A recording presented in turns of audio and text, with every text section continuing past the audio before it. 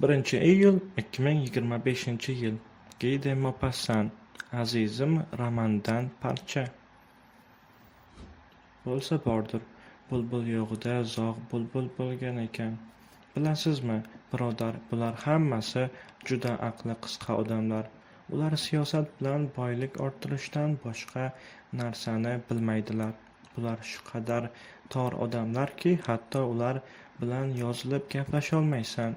Siz bilan men uchun qimmatli bo'lgan gaplar ularga begona. Ularning aqlini balchiq bosib ketgan, to'g'rirog'i ifloslanib ketgan. Sena Annerga borganda mana shunday iflos bo'lib oqadi. Xayoli dengiz sohillari kabi keng va dengiz havosi kabi toza odamlarni topish juda qiyin bo'lib ketdi. Men shunday odamlarni bilardim, lekin ular o'lib ketishdi. Norbert de Varin dona-dona qilib, lekin ovozini ko'tarmay so'zlar. Shoir atay shunday qilayotgani bilinib turar. Bo'lmasa uning ovozi kecha tinchligida guldirab chiqqan bo'lar edi. Shoir hayajonda edi, yuragini dard ezib yotganga o'xshar. Shu dard qalbining barcha torlarini chalayotganga, titratayotganga o'xshardi.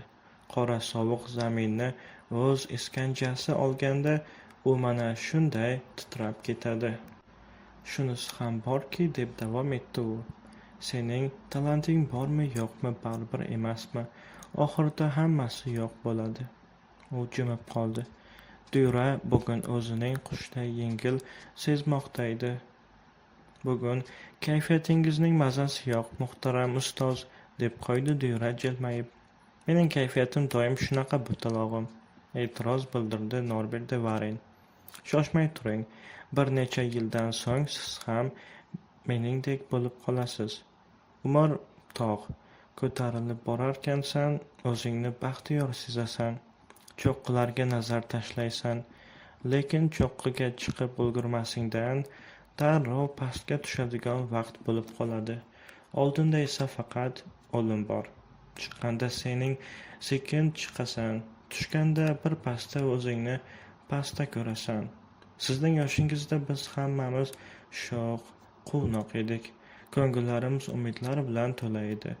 Lekin umidlar ro'yobga hech qachon chiqmas ekan, doimo armon bo'lib qolaverarkan. Odam mening yoshimga yetgandan keyin hech narsa kutmay qo'yadi, o'limdan boshqa. Dyura kulib yubordi. Xudo haqqi, badanlarim jimirlashib ketdi. Yo'q, dedi Norbert de Varin. Siz hozir meni tushunmaysiz, lekin bir kun kelib mening gaplarimni eslab yurasiz. Bilasizmi, shunday kun keladiki, ko'plar uchun u tezda keladi. Unda siz kulgu nimaligini ham unutib qo'yasiz. O'shanda qayerga qaramang, nimaga nazaringiz tushmasin, barining ortida o'lim turganligini ko'rasiz. Siz hali o'lim so'zning o'zi nima ekanligini anglamaysiz. Sizning yoshingizda bu so'z havoyi bir narsaday ko'rinadi. Menga esa u juda dahshatli bo'lib tuyuladi. Bir kun kelib hech narsadan hech narsa yo'q, birdan u xayolingda gavdalanadi. Uni tushuna boshlaysan. Shunda butun hayoting o'zgarib, o'zgacha ma'no kasb etadi. Mana 15 yildirki, u ich-etimni qurtday kemirib yotibdi. U meni kun-bakun, soatma-soat yemirib, kishi bilmas payimni qirqib keladi. Mana endi men qulay deb qolgan imoratga o'xshab qoldim. U meni shunchalar ham abgor qilib tashladiki, endi o'zimni o'zim tanimay qolyapman. Men 30 yoshimda sog'lom, baquvvat, taralibedod yigit edim. Endi bulardan menda urvoq ham qolgani yo'q. O'lim qahhordir. U mana necha yildirki asta-sekin hech adashmay qop-qora sochlarimni oppoq qilib qo'ydi. U mening butun vujudimni so'rib oldi, bujmaytirib tashladi. Tishlarim, mushaklarim, yigitlik quvvatimni tortib oldi. yolg'iz faryod chekib yotgan g'arib jonimni qoldirdi. Uni ham qo'ymaydi, tezda ilib ketadi. Ha, meni butunlay kemirib tashladi. U nobakor. Butun vujudimni uzoq zamin bilintirmay, bir soniya bo'lsin tinmay dahshatli suratda vayron qilib bordi. Mana endi nimaga qo'limni urmay, go'yo o'lim yoqamdan olib turgan kabi tuyuladi. Har bir qadamim bilan unga yaqinlashib boryapman. Mening har bir harakatim, har bir olgan nafasim u g'alamusga ko'mak bo'lib boradi. Yemoq, ichmoq, nafas olmoq, yotmoq, ishlamoq, orzular qilmoq — bu o'limga bormoqdir. Yashamoqning asl ma'nosi ham o'lmoqdir. Bular hammasi o'zingizning boshingizga ham tushadi. Agar siz bu haqda ozginagina o'ylab ko'rganingizda edi, siz uni ko'rgan bo'lardingiz. Nimani kutib turibsiz? Muhabbatmi? Yana bir qancha bo'salardan so'ng siz lazzatlardan mahrum bo'lasiz. Yana nima? Pulmi? Nimaga? Xotinlarni qo'lga kiritish uchunmi? Hayf. Sulloqlik bilan ovqat yeyish, semirish va kechalari botning og'rig'iga chidolmay baqirib chiqishgami? Yana nima qoldi? Shuhratmi? Lekin sevgidan mahrum bo'lganingizdan keyin shuhratning sizga nima keragi bor? Shunday bo'lgach, yana sizga nima kerak? O'lim haq. Goho uning nafasi shundoq yuzimga uriladiki, qo'limni uzatib nariga itqitib yuborgim keladi.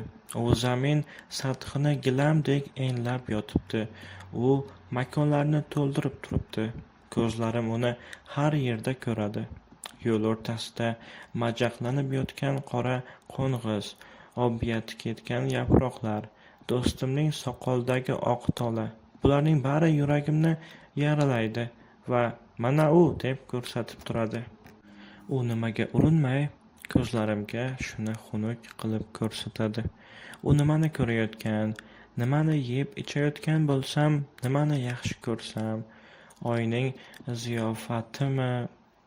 ziyosimi, tongning otishimi, bepoyon dengizlarmi, to'lib oqayotgan daryolarmi, salqin yoz kechalarining orombaxsh havosimi, nafas olib qarab to'ymaydigan narsalarning barini zaharlab turadi. Shoir hansirab qoldi. Shuning uchun qadamini maydalab tashlamoqda edi. U yonidagi hamrohini ham sezmay, go'yo o'zi bilan o'zi gaplashib borardi. Hech bir zot u yerdan qaytib kelmadi. Hech kim. Davom etardi u. Haykallar, narsalar, qo'yilgan qoliplarni asrab qolish mumkin. Ulardan narsalarni boshqatdan yasash mumkin. Biroq mening jismim, mening chehram, mening xayollarim, istaklarim boshqa tiriltirib bo'lmaydi. Shunisi ham borki, yana millionlarcha, milliardlarcha xuddi menikiga monand bir necha kvadrat santimetr sathga joylashadigan burni, ko'zlari, manglayi, yonoqlari, dudoqlari bo'lgan mavjudotlar dunyoga keladi. Ularning joni ham mening jonimga o'xshagan bo'ladi. Lekin faqat men qaytmayman va u son sanoqsiz maxluqotlar mendan boshqa hech narsa ololmaydilar. Nimaga suyansa bo'ladi? Kimga hasratlaringni yozsang bo'ladi? Nimaga ishonsak bo'ladi?